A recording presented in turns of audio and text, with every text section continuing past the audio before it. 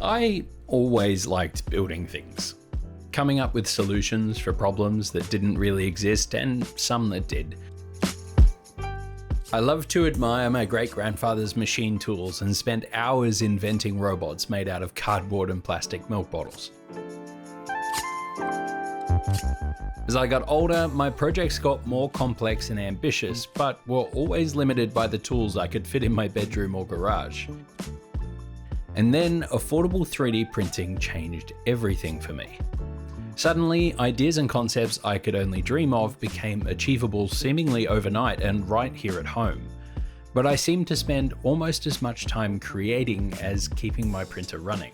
Eventually, I decided it was time to move on and bought my first real printer, my Prusa Mark III. Suddenly, my printer was a tool, not just another hobby. I could focus on solving problems, not fixing printers, and I could rely on my Prusa to consistently deliver what I asked of it. My Mark III has thousands of hours and allowed me to make everything from this to this and this, all from my garage at home.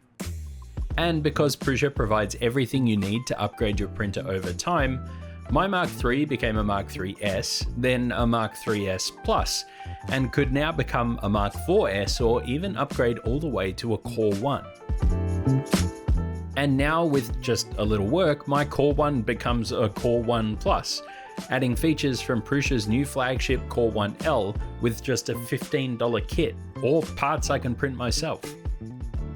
And every part you could need to keep your printer running is either available to print or available to buy from Prusa themselves, all the way back to the 10-year-old Prusa Mark II.